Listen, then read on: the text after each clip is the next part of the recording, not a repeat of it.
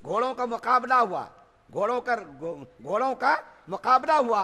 तो उस मुकाबले में गवर्नर जो थे हजरत अम्र बिन आस रज़ी अल्लाह ताला अन्हु फातिह मिस्र, उनका बेटा भी था और एक ईसाई बच्चा भी था। लेकिन इत्तेफाक से ईसाई बच्चे का घोड़ा आगे निकल गया, यानी वो जीत गया।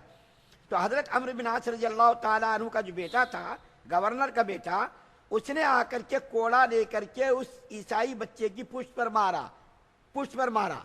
तो वो बाप और बेटे मिलकर के मदीना आए और मदीना आकर के अमीरुल मोमिनीन हजरत उमर फारूक कादिर इंसाफ, आपको मालूम है कितना मारूफ और मशहूर है। एक ज़ईफ रिवायत में ये भी आता है कि इनके बेटे ने गलती की, मैं नाम नहीं लूंगा, उनके बेटे ने गलती की तो उस बेटे की जो सज़ा थी इस्लाम के मुताबिक उसको कोड़े मारना सज़ा थी, तो उनको कोड़े मारने की सज़ा दी गई और आधे कोड़े मारे गए कि उनकी वफात हो गई।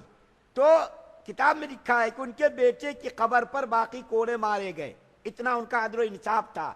हालांकि ज़ईफ रिवायत है, इस वाक़े पर शुबा का जो है इजहार किया गया है, लेकिन किताब के अंदर लिखा गया वाक़या कि हज़रत उमर फारूक का वो बेटा बिल्कुल बीमार, बिल्कुल कमज़ोर, नहीफ, नातवा थे, इसके बावजूद वो सज़ा उनको दी गई और कोड़े मारे गए और कोड़े मारने के दौरान उनका इंतकाल हो गया, बाकी कोड़े उनकी कब्र पर मारे गए। ऐसा इनका अदल इंसाफ था।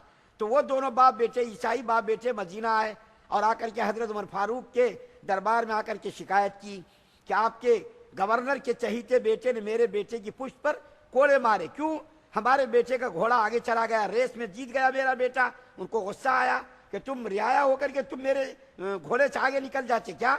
तो हजरत उमर फारूक गुस्से में बिल्कुल चिलमिलाने लगे और मोहम्मद बिन मसलमा को हुक्म दिया, एक छोटा सा खत लिखा और लिख करके हुक्म दिया कि जा करके जिस हाल में भी हो बाप बेटे को यहाँ हाजिर करो। चुनांचे ये गए तेज रफ्तारी के साथ और जा करके बाप बेटे को हाजिर किया और पूरी कैफियत दरियाफ्त की। तो पता ये चला कि गवर्नर का बेटा मुजरिम था। तो बाप ने यानी हजरत अम्र बिन आस ने अपने बाप बेटे की तरफ से कहा कि अमीरुल मोमिनीन ये मेरा कोड़ा है, आप मेरे बेटे को सजा दीजिए। तो हजरत उमर फारूक रज़ी अल्लाह ताला अन्हु ने फरमाया ये कोड़ा वहीं इस्तेमाल होना चाहिए था जब तुम्हारे बेटे ने उस ईसाई बेटे के पीठ पर कोड़े मारे, उसी वक्त इसका इस्तेमाल होना चाहिए था, सजा का इजरा होना था। तुमने वहां इंसाफ नहीं किया, अब यहाँ इंसाफ होगा। कोड़ा उस ईसाई बेटे के हाथ में होगा, पुष्ट तुम्हारे बेटे की होगी। चुनांचे कोड़ा दिया गया और अमीरुल मोमिनीन ने हुक्म दिया कि जितने कोड़े तुम्हारे मारे गए, जितने कोड़े तुम्हारी पुष्ट पर इन्होंने मारे, उतने कोड़े तुम भी इनकी पुष्ट पर मारो। चुनांचे मारा गया और उसी वक्त वो बच्चा और उसका बाप, ईसाई बाप और ईसाई बेटा, उसी वक्त अशहदु अल्ला इलाहा इल्लल्लाह व अशहदु अन्ना मुहम्मदन अब्दुहु पढ़ करके मुसलमान हो गए दोनों बाप बेटे। और कहा ऐसा मजहब, इस मजहब के अंदर अपने गैर सब बराबर है। इंसाफ के बारे में, इंसाफ के बारे में सब, बेटा भी बराबर, बाप भी बराबर, रियाया भी बराबर, हुक्मरान भी बराबर। तो सबके साथ इंसाफ का जब ऐसा मजहब है, उस मजहब को कबूल करने में कोई मुजायका नहीं है। एक वाक़या और बयान करके मैं बात को ख़त्म करता हूँ। कांधला जो यूपी का एक इलाका है जहाँ हमारे बड़े बड़े अकाबिरीन गुजरे हैं, मौलाना ज़करिया रहमतुल्लाह अलैह, मौलाना इलियास रहमतुल्लाह अलैह, उनका इलाका है। उस ज़माने में एक जगह के लिए तनाज़ा पैदा हुआ। काफिर लोग कहते थे ये मंदिर की जगह है और मुसलमान लोग कहते थे ये मस्जिद की जगह है। ये तनाज़ा अरसे दराज तक चलता रहा, यहाँ तक कि खून खराबे की नौबत आ गई। अंग्रेज अदालत में जाते थे ये लोग और जाकर के ये लोग मुकदमा कायम करते थे और कहते थे ये हमारी ज़मीन है, ये हमारी ज़मीन है, सब लोग कहते थे, लेकिन कोई इंसाफ नहीं हो रहा था। तो उस ज़माने का जो जज था बड़ा होशियार था, अंग्रेज लोग बड़े होशियार होते, उन्होंने कहा देखो भाई खून खराबा करने से कोई फ़ायदा नहीं होगा, तुम लोग ऐसा करो, दोनों फरीक़ैन मिल करके, हिंदू मुसलमान मिल करके किसी एक आदमी पर इत्तेफाक कर लो और वो आदमी जो बात कह दे तुम दोनों मान लेना। वो आदमी जो बात कह दे तुम मान लेना, चाहे तुम्हारे खिलाफ हो चाहे किसके खिलाफ भी हो, मान लेना। चुनांचे दोनों फरीक़ैन राजी हो गए और किस पर दोनों का इत्तेफाक हुआ?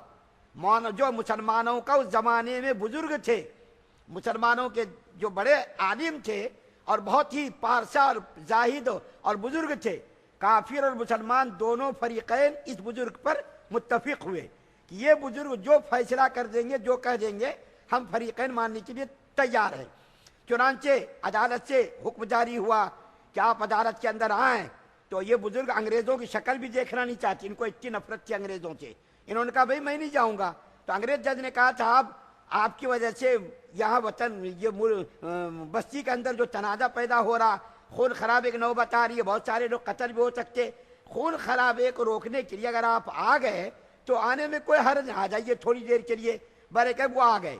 جج کا جو روم تھا، کمرہ تھا عدالت کا، اس روم کے اندر داخل ہوئے، لیکن اس کی طرف منہ نہیں کیا، منہ کو پیچھے کی طرف رکھا، انگریزوں کے منہ کی طرف پشت کو رکھا، اور کہا صاحب بتائیے، ہندوؤں کو یقین تھا کہ اسلام چونکہ سچا مذہب ہے، یہ ہمارے خلاف فیصلہ نہیں کریں گے، جو انصاف کا تقاضا ہوگا اس کے مطابق یہ فیصلہ کریں گے اور میرے حق میں فیصلہ دیں گے۔ مسلمان کیا سمجھ رہے تھے؟ ارے یہ تو مسلمان ہے نا، مسلمان ہے، ظاہر بات ہے مسلمانوں کے بارے میں یہ فیصلہ کریں گے، مسلمان کی طرفداری کریں گے۔ لیکن آپ کو تعجب ہوگا، جب کمرہ عدالت میں بزرگ پہنچے تو عدالت کے جج نے پوچھا کہ بھائی یہ بتائیے حضرت، یہ زمین کس کی ہے، مسلمانوں کی ہے یا کافروں کی ہے؟ تو بزرگ نے کہا آپ بھی سوچتے ہوں گے مسلمانوں کے ساتھ دیتے ہوں گے، لیکن ایسا نہیں ہوا۔ بزرگ نے پشت کو انگریزوں کے خلاف، یعنی کمرے عدالت کی دروازے کی طرف پشت کر کے کہا یہ زمین کا ٹکڑا کافروں کا ہے، مسلمانوں کا نہیں ہے، مسلمانوں کا لڑنا، مسلمانوں کا اختلاف کرنا یہ بالکل غلط ہے، یہ کہہ کر کے وہاں سے نکل گئے۔ علماء نے لکھا ہے 300 کافر اسی وقت مسلمان ہو گئے، اور انہوں نے کہا کہ جس زمین کے لیے ہم لوگ لڑتے تھے کہ ہم یہ زمین حاصل کر کے مندر بنائیں گے، اب ہم لوگ اس جگہ پر خود مسجد بنائیں گے، اور 300 لوگ مسلمان ہو گئے اور ان لوگوں نے مندر کے بجائے مسجد کی تعمیر کی۔ میں نے آپ کے سامنے 3 واقعات بیان کیے، ان تینوں واقعات میں ایک تو اللہ کے رسول صلی اللہ علیہ وسلم کا واقعہ بیان کیا، ان کے شاگرد رشید حضرت عمر فاروق کا عدل و انصاف میں نے بیان کیا، اس کے بعد ماضی قریب کا یہ واقعہ، 400-500 سال کا واقعہ نہیں، ماضی قریب کا یہ واقعہ میں نے اس لیے بیان کیا تاکہ پتہ چلے کہ اسلام کی خوبی، اسلام کا کمال کیا ہے۔ اسلام کے جو اسلام کے ماننے والے ہیں، اسلام کے حکمراں ہیں، اسلام کے جو ہے حکمراں ہیں اور عہدے پر منصب پر جو فائز ہیں، ان لوگوں نے انصاف کے تقاضوں کو سامنے رکھ کر کے فیصلہ کیا۔ اگر انصاف کے تقاضوں کو سامنے رکھ کر کے روم کے بادشاہ، ایران کے بادشاہ اور جو ہے مغلیہ سلطنت کے بادشاہ، خلافت امیہ کے حکمراں، خلافت بنو عباسیہ کے حکمراں اگر انصاف کے تقاضوں کو سامنے رکھ کر کے انصاف کرتے تو ان حکومتوں کا سورج غروب نہ ہوتا۔ جن حکومتوں کا سورج غروب ہوا ہے ان حکمرانوں نے ظلم و زیادتی کی، رعایا کو اپنا نوکر اور غلام سمجھا، جس کی بنیاد پر اللہ تعالیٰ نے ان کی حکومتوں کا خاتمہ کر دیا، آج ان کا کوئی نام لینے والا بھی نہیں ہے۔ ایک بات کہہ کر کے ختم کرتا ہوں، بعض علماء نے لکھا ہے کہ کافروں کی حکومت تو برقرار رہ سکتی ہے، کفر پر تو اللہ تعالیٰ حکومت کو جو ہے برداشت کر سکتے، لیکن ظالموں کی حکمرانی کو اللہ تعالیٰ برداشت نہیں کرتے۔ ظالم حکمراں ہو اللہ ان کو برداشت نہیں کرتے۔ بڑی بڑی حکومتیں ظلم کرنے کی بنیاد پر اللہ تعالیٰ نے ان کی حکومتوں کو تاش کے پتوں کی طرح بکھر دیا۔ راجہ داہر جو سندھ کا بڑا حاکم تھا، اور اس کے علاوہ جو دنیا کے اندر بڑے بڑے حکمراں گزرے، وہ اپنے زمانے کے بڑے بڑے حکمراں تھے، لیکن جب انہوں نے ظلم و زیادتی کی، عدل و انصاف کو انہوں نے جب پس پش ڈال دیا تو اللہ تعالیٰ نے ان کی حکومتوں کو پاش کر دیا، ان کی حکومتوں کو ختم کر دیا۔ یہ بڑا لمبا چوڑا جو مضمون ہے جس کو ہم مختصر وقت میں بیان نہیں کر سکتے، بہرکیف جو بھی میں نے بیان کیا یہ اس لیے بیان کیا تاکہ آج کے حکمرانوں کو، آج کی عدالتوں کو، آج کے دنیا کے بادشاہوں کو سامنے رکھے اور اسلام کا کمال دیکھے، اسلام کی خوبی دیکھے، اسلام کا عدل و انصاف دیکھے، دونوں میں کتنا فرق آپ کو نظر آئے گا۔ اللہ تعالیٰ سے دعا ہے کہ اللہ تعالیٰ ہم تمام مسلمانوں کو سننے زیادہ عمل کی توفیق عطا فرمائے۔ سبحان اللہ و بحمدہ، سبحانک اللہم۔